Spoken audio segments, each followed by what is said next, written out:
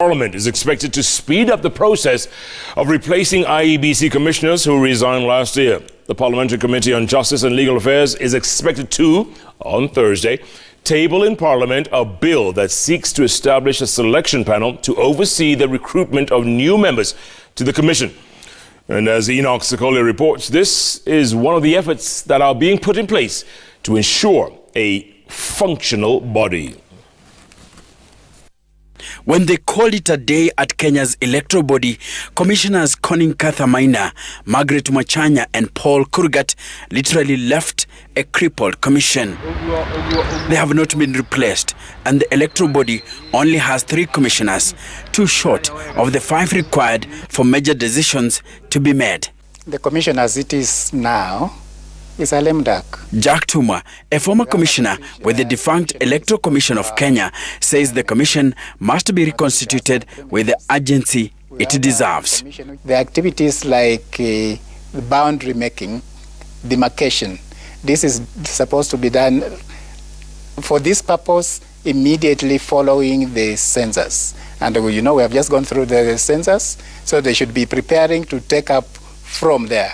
But the way they are at the moment, I'm not sure that it can be done and be done effectively without undermining the law that governs its operations. Mid this year, IEBC boss Wafula Chebukati raised concerns over the failure to have the 4 vacancies filled. Chebukati told legislators that their incapacity to make key decisions might affect the 2022 elections. We are in the situation where we are because of inadequacies of the law. As per law, the president is obligated to publish a notice of a vacancy in the office of the chairperson and members of the commission within 7 days of occurrence of such vacancy.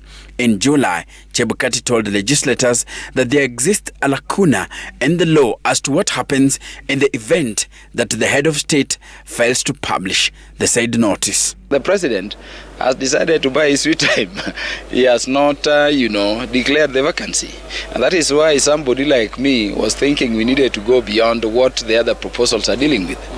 Among my proposals is that when a vacancy falls, it will automatically trigger the process for replacement so that we don't have to wait for a presidential declaration. Bills to address these concerns have taken long to be debated and consequently passed in Parliament. The Constitution Implementation Oversight Committee, for example, endorsed a bill that will require the President to immediately declare a member's position vacant in the event of resignation or death. The committee also proposed the reduction of IEBC commissioners from 7 to 5.